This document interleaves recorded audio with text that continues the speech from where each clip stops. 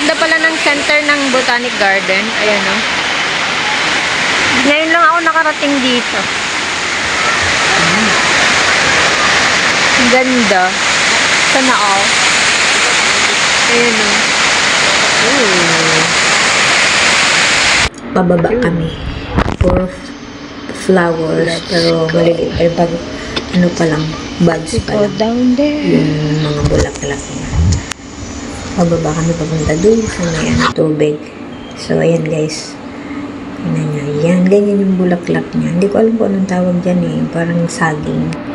Tapos yan, mga water lily. Lotus flowers. Ang daming turista. Tsaka may mga batang estudyante. Siguro ano nila, field trip. So, yan, pupunta kami. Ikot kami dun sa may, sa kabila. Kukunti pa lang yung mga bulaklak ng water lily. So, ayan guys. Ang cute. Merong purple, merong pink color, tsaka yung red. Kaso, ano pa lang siya, buds na liliit. Sabi, may nagsushow kasi dito pag, hapon yata yun sa gabi. So, ayan yung parang, planggana, batya. Pero hindi, yan yung pwedeng picturean. Tapos, ito, yung water lily, ay yung lotus flower. Nagtatalo kami nung amo ko. Sabi ko lotus yan, pero sabi niya taro. So, naniwala naman ako. Addict din. So, ayan, iikot na kami. Sabi ko sa kasama ko, una na ako para, bawal kasi ako mag-phone. Kaya sabi ko, una na ako para makapag-video ako ng kaunti, video clips. So, ayan guys. Ang cute kasi, maganda pala dito sa center ng, Botanic Garden. Hindi ko lang siya napuntahan pa dati. Ngayon lang talaga. So, ayan guys, yung sabi ko red na water lily. Ang cute, diba? Tapos yung purple. Kaso kukunti pa lang siya. Hindi pa masyadong bumubuka yung mga flowers niya. So, ayan guys. Ang cute niya. Habang paakyat kami, ayan, meron banyas ba yun? Bayawak. Or monitor alligator daw. Ang tawag doon. And then, nasa taas na kami, ayan, nagpicture ako ng mga bulaklak at saka orchids. So, yan guys. Tapos, ayan o. May purple. Hindi ko alam tawag dyan. Dancing lady. Yung yellow. Tapos, yan. White na maliliit na bulaklak. Meron pang pinakamaliliit. So, ayan guys.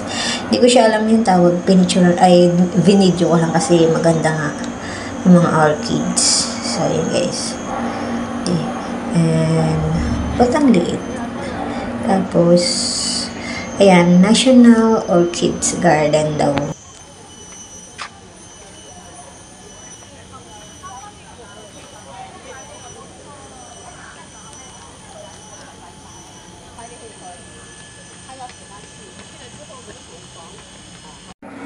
Pauwi na kami nito. Sabi ko mag-toilet lang ako. Tapos nakita ko to, ang ganda, Heritage Museum. Ito pala yun. Yung maganda sa picture. Sobrang simple lang pala pag sa malapitan. Naming foreigner.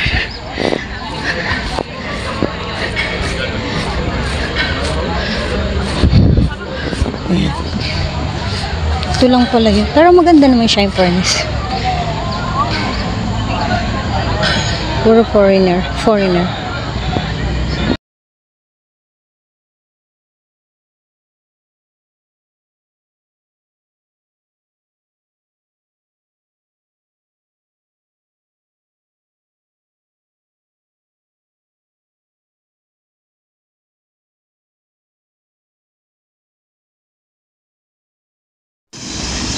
Batong gumugulong sa tubig.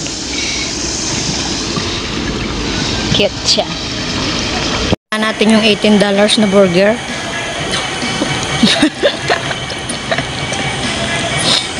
$18.